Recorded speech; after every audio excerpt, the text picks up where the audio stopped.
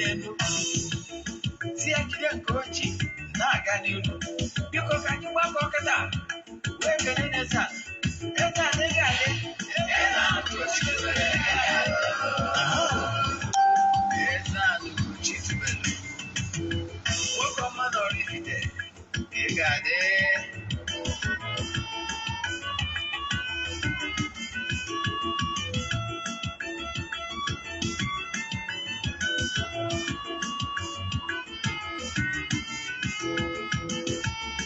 Ọdịnala bụ eziokwu,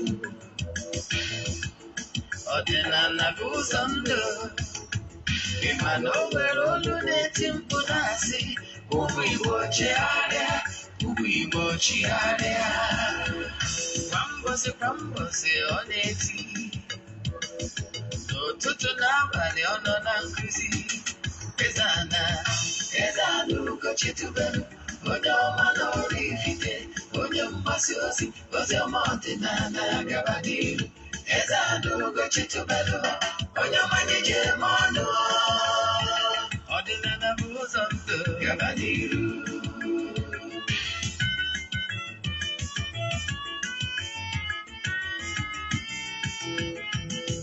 Eze ana Ugochi tubelu, onye ọma na oraifite, onye mgbasa ozi ọma ọdịnala gaba n'iru. Eze ana Ugochi tubelu, onye ọma na-eji eme ọnụ. Ọdịnala bụ ụzọ ndụ gaba n'iru. Eze ana ga-adị. Ugochi tubelu ga-adị. Ugochi tubelu temple ọ ya adị. Maka na eziokwu anwa chacha ndị okenye ga-adị. Front and back ndị oche ya front and back. Fọdụ asị kala aka gwara ụmụ Igbo si anyị rapụ nke anyị na nke fa ka mma. Buru Baịbụl bịa, akwụkwọ akụkọ mefekwata ọchịfa. Obodo ka bịakwa mmadụ Ugochi tubelu ekweghị ekwe. Eze ana sị na ọma mme, ọdịnala amanwụ chacha. Oge ọbụla ọ na-eti, ọ nọ na nkuzi. Chukwu abịa bụ agba ume, ọdịnala ya dị. Eze ana Ugochi tubelu, onye ọma na oraifite, onye mgbasa ozi ọma ọdịnala gaba n'iru. Eze ana Ugochi tubelu, onye ọma na-eji eme ọnụ. Ọdịnala bụ ụzọ ndụ gaba n'iru. Eze ana Ugochi tubelu, onye ọma na oraifite, onye mgbasa ozi ọma ọdịnala gaba n'iru. Ka anyị dobiri etu a, anyị abịakwara n'oge awa nke eziokwu, oge anyị ji awa eziokwu niile agba. Nke ọmụmụ nwa bụ Ogbuefi EZE-ANA Ugochi tubelu na oraifite na-anọ n'isi ya. Oraifite dị na Anambra steeti. Abụ m onye isi nchụaja na Ugochi tubelu ọdịnala temple. Anyị na-agba afa miri emi n'ụkwazị ọrụ mmụọ dị iche iche. Abụkwazị m onye isi nchụaja na ọdịnala restoration prayer ministry. Ọ ụbọchị anyị ji ekwubi okwu, ọ na-abụ ụbọchị Wednesday, ụbọchị anyị ji ekwubi okwu n'isi ndị mmadụ using ọdịnala method.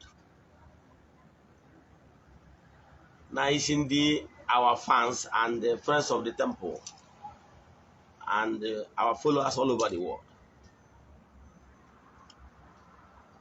Nwekwazịrị ike isonyekwazịrị anyị n'ụbọchị ndị a.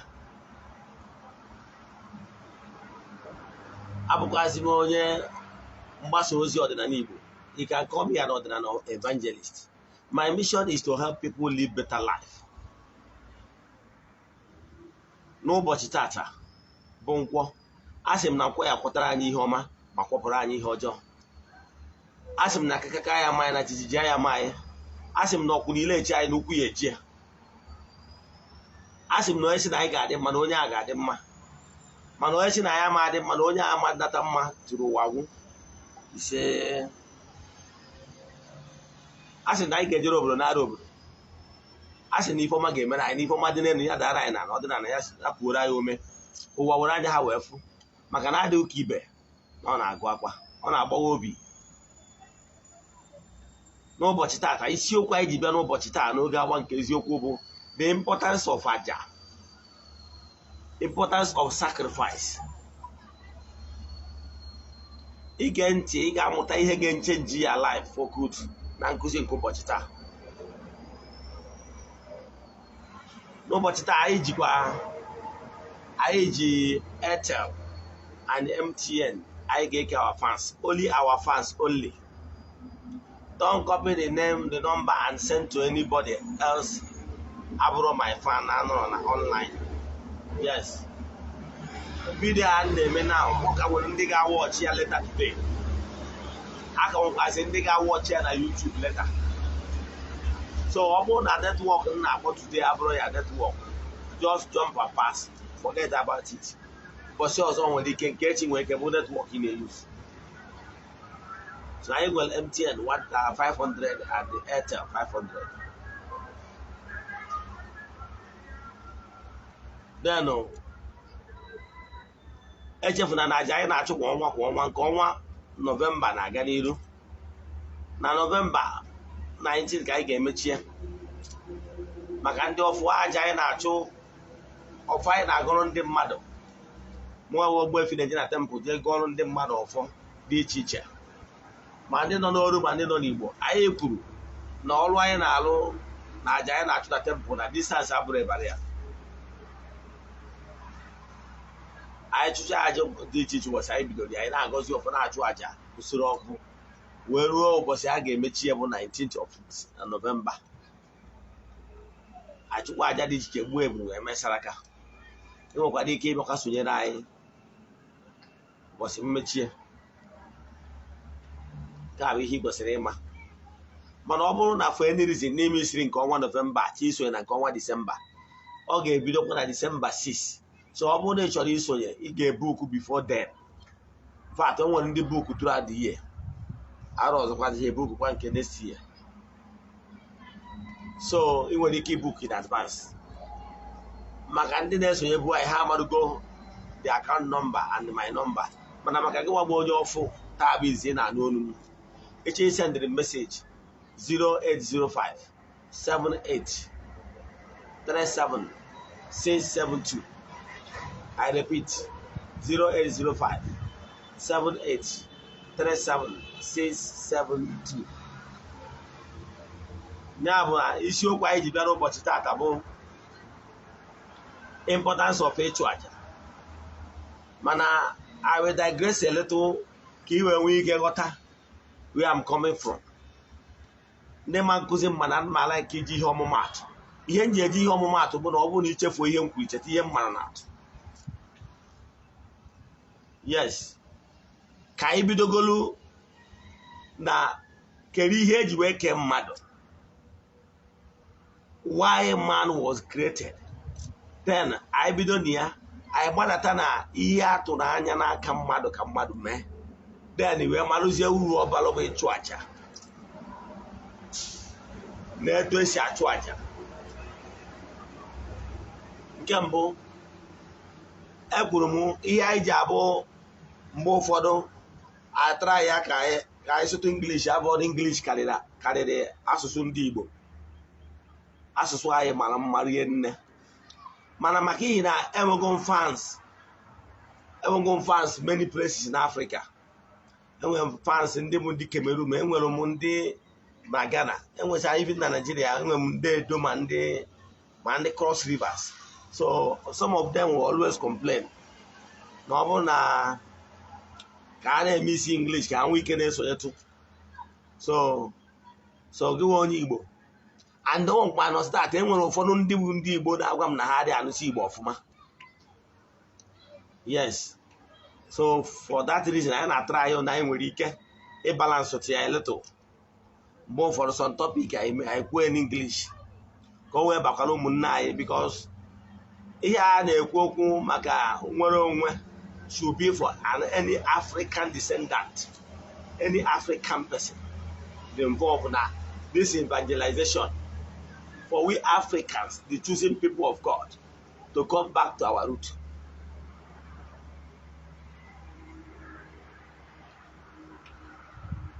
Agwara ngere na isi mbido amamihe bidoro n'Africa. Mana ọbụrụ ya ka m bịara ikuzi taa. Ihe nyi wee bịa taata bụ ihe mmeji kwoturu akwụkwọ ndị ụka ọbịa apụtara na akwụkwọ ndị ụka ọbịa karịrị other spiritual books though. But all because na majority they don't are my fans but have passed through that book called Bible. So he gets in ihe ama wee kụziere ihe amaghị. Ịghọtara ya? Yes. Onye ma ihe dị mkpa na teaching.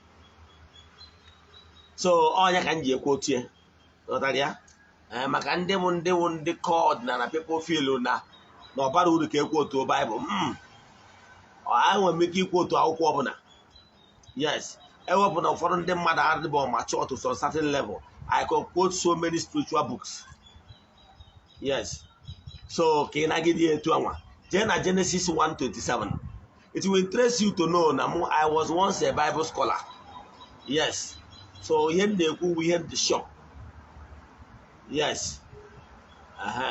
So agụgụ m ya gụọ Bible Genesis to Revelation 3 good times. I keep saying it. Yes. So ejok na agụ m other books chefusa some chapters and verses. But I'm an ikwu an ihe ọbụla dị na Bible. I will tell you yes, not there. O nwere ụbọchị m kwoturu ndị mmadụ ihe ekwu na Corinthians chapter 1, 1 Corinthians chapter 7 verse 36 ndị gbara gbaka. Jee gụọ ihe a m kwuru now. Enwego lecture, kwụsị nye lecture gbasara ya. Mana nke a dị iche na ọ bụrụ ọja ka nji bịa taa. Ihe anyị na-ekwu tata bụ Genesis 1:27. Ebe e nyere mmadụ okuke mmadụ na mandate given to man by the unmovable mover, the God Almighty.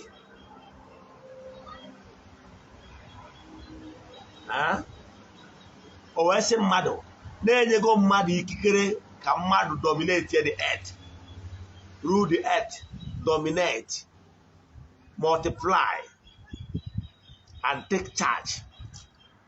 So ihe ọ pụtara bụ na mmadụ ka e nyere charge to oversee. Mmadụ nọ ka general overseer of the entire creation, this earth. It will interest you to know now, according to that story in the Genesis, na mgbe Chukwu okike kedo mmadụ ka ekere last, meaning na-ekego ihe niile ekere eke, call them the plants, the animals, and rest of them are here before us. Now, mana maka ihi na mmadụ dị bụ the higher, because those animals originated from the animistic realm. You understand? Yes, because the animistic realm is closer to the gross material, the earth. Now, but human spirit originated from the spiritual realm. So man is higher than other lesser beings. You know what I mean? Now, that mandate given to man as general overseer to take charge and care of everything created. In a developed world, how were some certain rules put in place to protect the rights of those creatures? Now, but can we tell you about? Do you know that being where he has responsibility as a human being to take care of those animals? Emma, that he will have drop privileged like human spirit. He will be more where they can go and trade or farm in order to earn a living.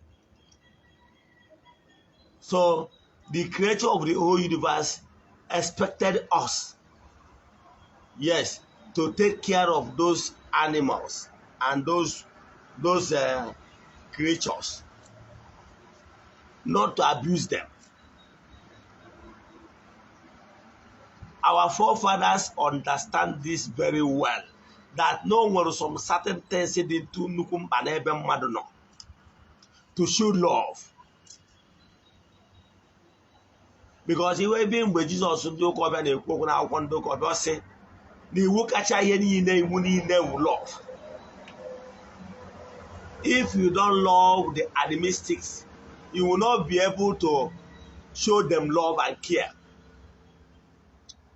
So all love will be greatest. Our forefathers, how they read in old days, they always take some portion to throw it out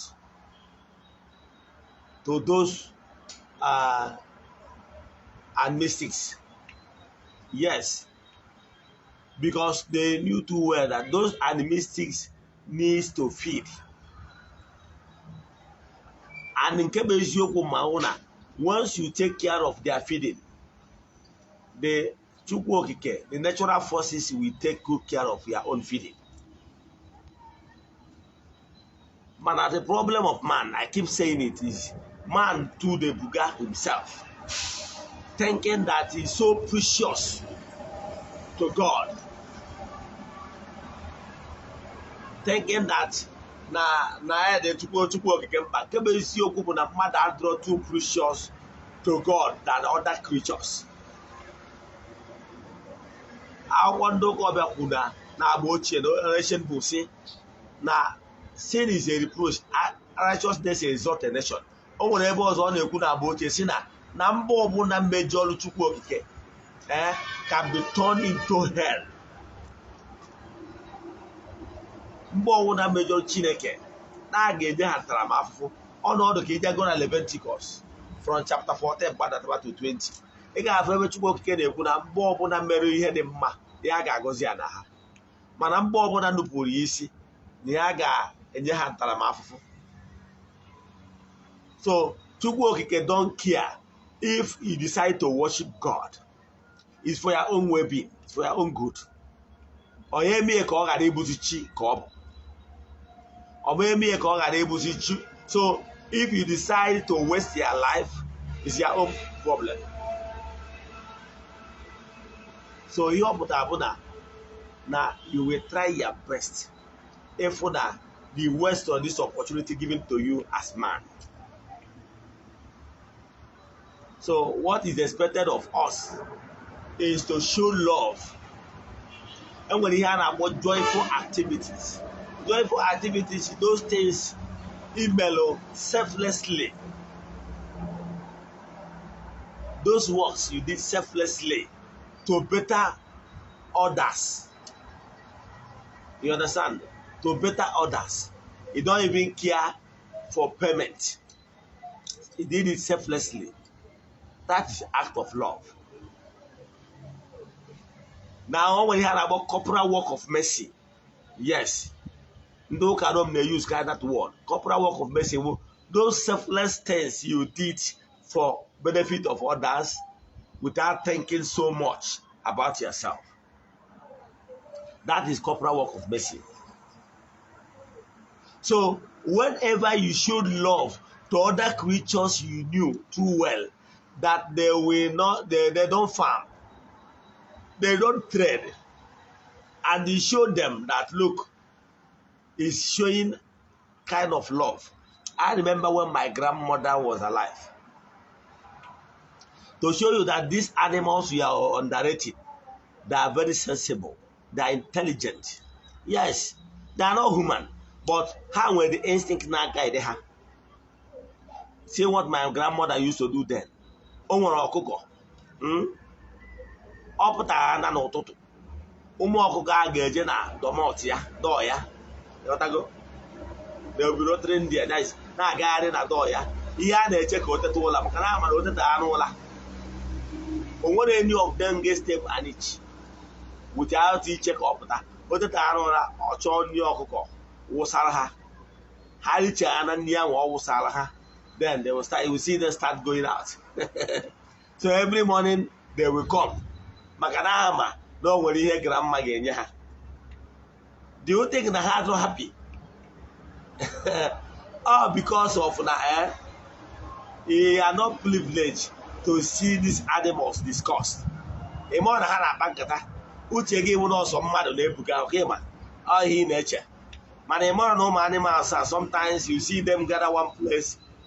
China, a man has to go in a meeting. Each other also go.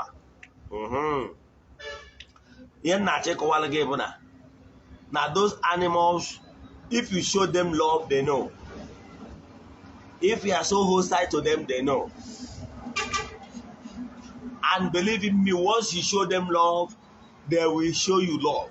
But they are not human. They can't communicate to you in the way you, unless if you develop, go to your spiritual consciousness to a certain level, you will be able to perceive their thank you and I'm grateful from them.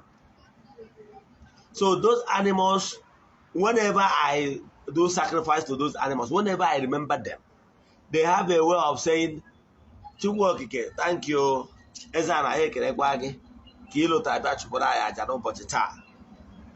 Hi ma yokwa, Chukwu ihe ọbụla bụ ihe Eze-ANA bụ n'obi wee bịa chụọ aja, ya gaziere ya. Ị ghọtara ya? All is very important.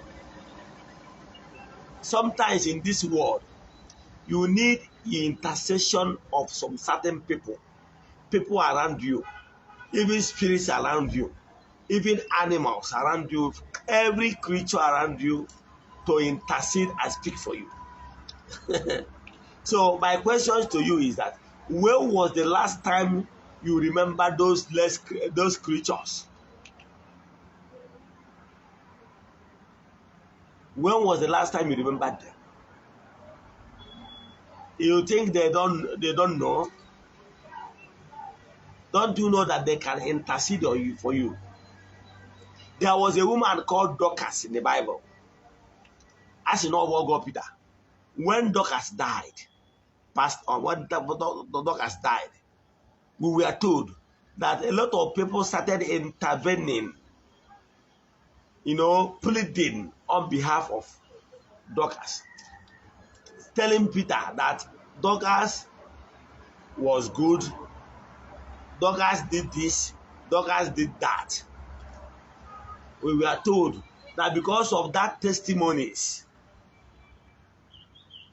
positive bearing testimonies, that Peter watched Dorcas in Andua. What am I saying? At that point in time, Dorcas he will not be able to speak for herself again. But other creatures speak for him. The same thing here challenges of life. That prove we're not too strong, too stubborn. I can tell you that those elements, those animistics, those things he may ignore, those other creatures he may ignore, can actually be of help to you. Ichuaja di iche is highly permitted. O nwere ebe Jesus ndị ụka ọbịa ji ọnụ nyanwa adị m ekwu okwu. Some articles edelo hundreds of years after his acclaimed existence. I didn't make those of those ones said the same. No, I'm talking in care credit as no one. Whatever Johnny was and it will interest you to know now about here. Abraham chọrọ Chukwu okike aja. Out of no big care, he wanted to sacrifice his son, thinking that by so doing he will please God. But Almighty warned him seriously. That's not that guy. That your son should not be harmed.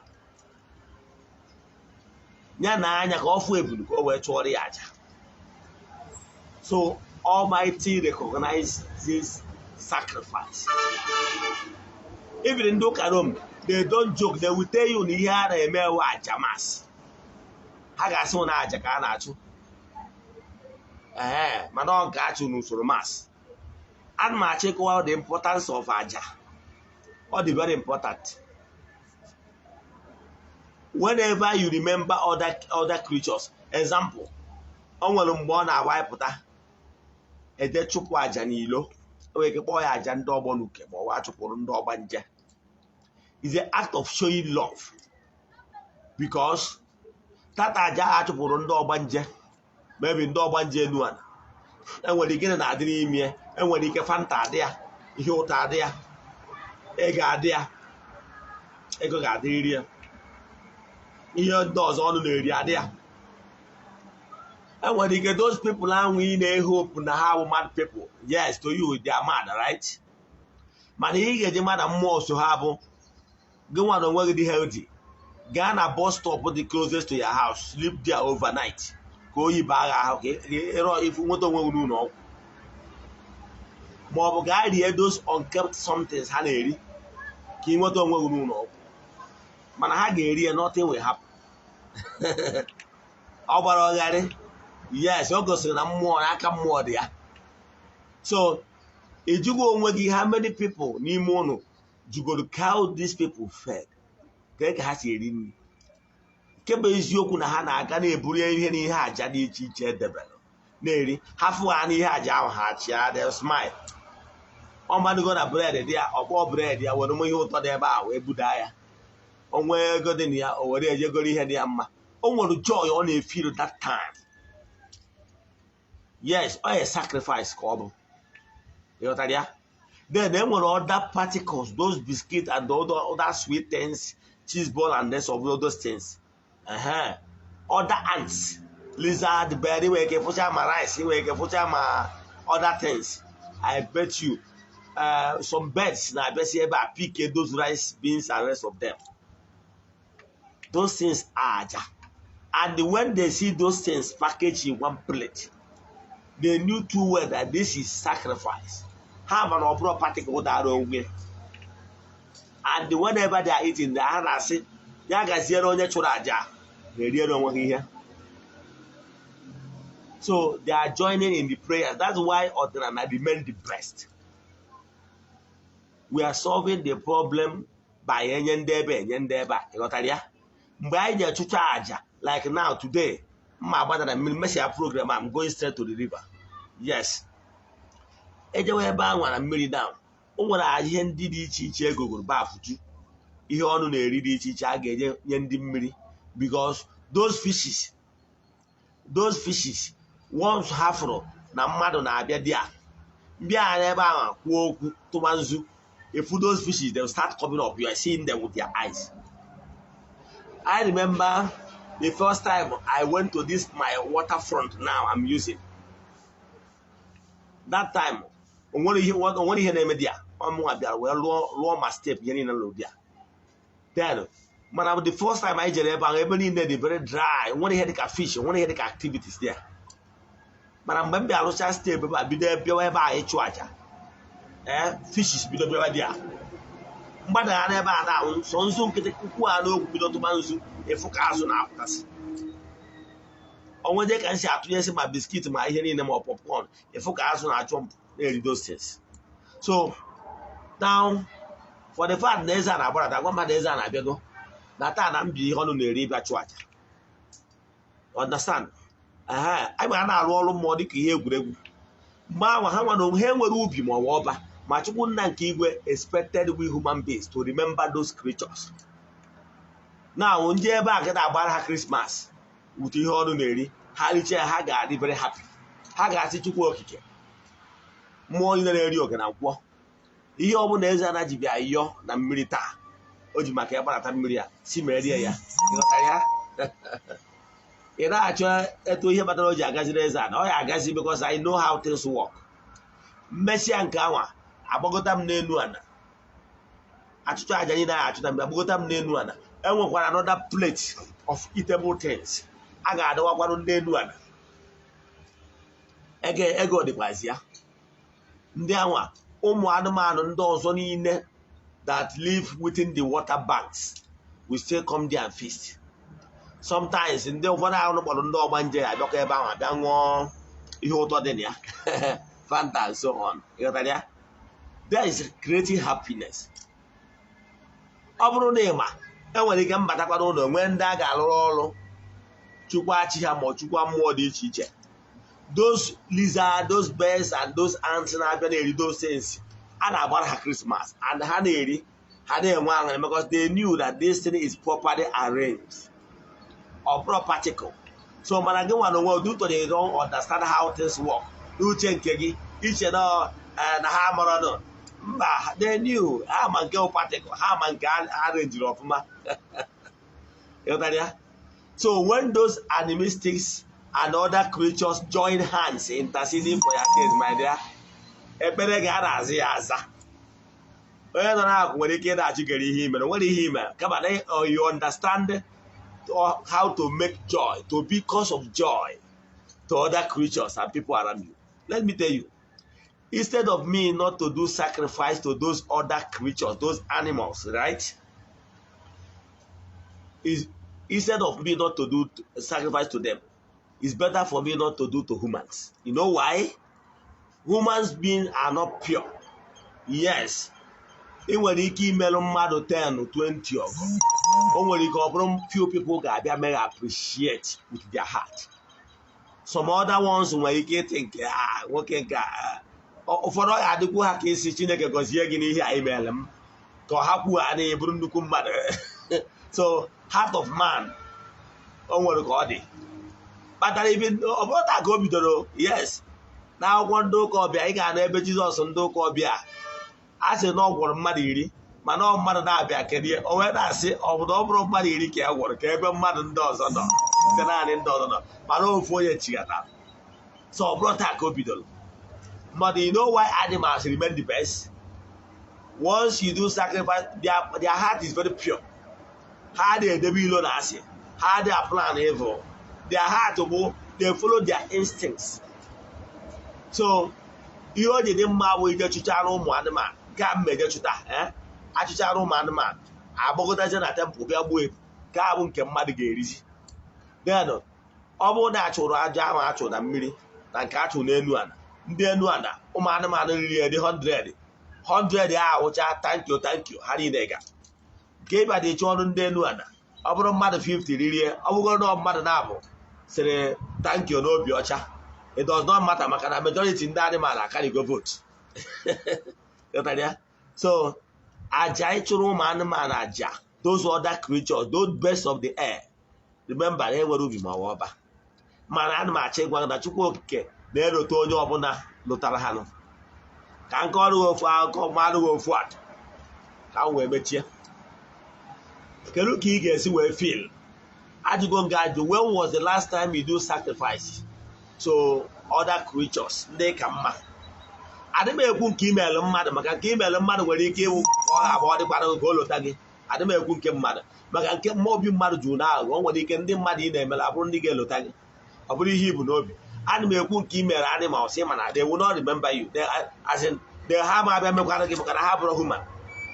Yes, ọ nke a bụ nke bụ joyful activity because they will not pay you back. Now wee jụọ gị, ọ bụrụ na ị bụ landlord, ihe njọ ka use this illustration or proverb bụ ka ị were ghọta ihe m chọrọ ịkọwara gị. Ọ bụrụ na ị bụ landlord for a reason, ị travel village to village gị ruo na village na-ehe hope na ije village na ị na-abata ozugbo eduzie village, ọ bụrụ na mmadụ gwụ na village ma ọ na nwere ihe meedụ to the extent ijiro ya ATM card, ị nwere ihe ị nwere ike imewu. Then you know what is it kedu ka your family, your wife and your family members ga-esi wee cope? You know what is it like that? O wee bụrụzie na ndị tenant iti na be gị bịaziri na-take good care of your family and your wife and your household, and you were called on phone to inform you that the neighbor, the tenant city in Abegi, they take good care of your family. It happened behind. How will you feel? You will feel happy, right? Yes, you will feel so happy. And you will try to reward them when you come back, right? Etu aka ọ dị gị na Chukwu okike. Chukwu okike kere elu ka ana. After ka o kechara ihe niile o kere eke, o wee nọ na throne ya wee find ya out na gị nwa bụ mmadụ ekele na-echeta other creatures janwa kele maka na ihe niile o kere eke maka otiti ya. O wee find out that you are taking good care of other creatures for his glory. Maka na ọnya ga-eri otuto ihe niile a. Ọ bụ na ịma na Chukwu okike ga-akwụ gị ụgwọ for doing that, showing that love to other creatures. Ịghọtara ya? etu ahụ ịma Chukwu okike ga-esi wee cheta gị, landlord oge ga-esi cheta gị ma ọ bụrụ na ị take care of his family members mgbe nye nwa na awe. Etu a ka Chukwu okike ga-esi cheta gị maka na ị na-take care of other creatures, especially those creatures that cannot pay you back. Adị m ekwu maka smartphone igolu enyi nwaanyị ma ọ bụ nke igolu enyi nwoke maka na ịma na ọ dịkwara gị na ọya ejekwa gị ma ọ na ọya akwụghị ụgwọ enwe onwe ọdọda. Adị m ekwu maka nke ahụ. Adị m ekwu maka ịfụnanya igosiri other creatures which they cannot be able to pay you back. Onye nwa bụ ngozi, ịghọtara ya? Ị na-erecha vidiyo ị nwekwa ajụjụ, send alụ na meseji na WhatsApp 08057837672 ka anyị kpọọ kaadị ndị anyị ji wee bịa n'ụbọchị tata.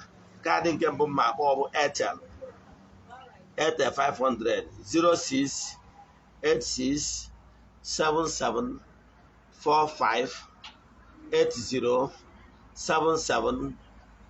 0686774580771040.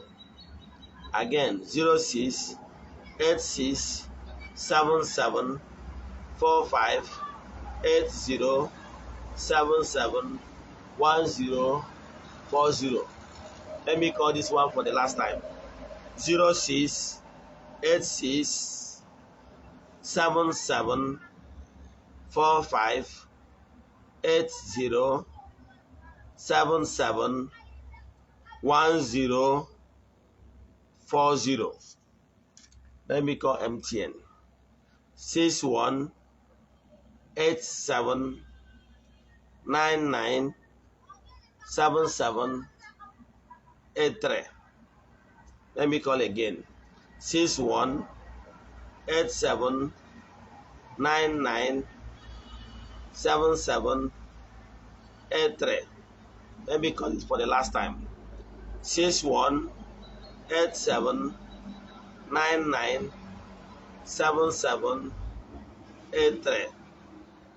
Now this card is only for my fans. Don't copy it and send it to another person. If it's not the network you are using, jump and pass. Tomorrow on might be your own network. This video, most people will still watch it later today, either on Facebook or on YouTube. Now, Chukwu can keep me here. My fans all over the world. As I'm neighbor, distance is not a barrier. I pray so that people listen under the influence of my voice, we know the importance of sacrifice. Almighty Father, the creator of the whole universe, bless my fans all over the world. Make their sacrifices be acceptable. Whatever and whichever way they offer sacrifice, accept it. Bless them abundantly. Let their little sacrifices, let them count for their upliftment and for forgiveness of their sins. N'aha Chukwu okike nke pụrụ ime ihe niile, onye ike niile si n'aka ya abịa. Agazienụ. Ihe ị ga-eme ewu ịwọcha vidiyo, share ya among your friends. Ọ ga-adịkwa n'ụdị oge a echi niile bụ Sọnde. Anyị ga-anọkwa n'oge awa nke eziokwu by 9 AM. Anyị ga-ewetakwa nkuzi pụrụ iche. Share the video.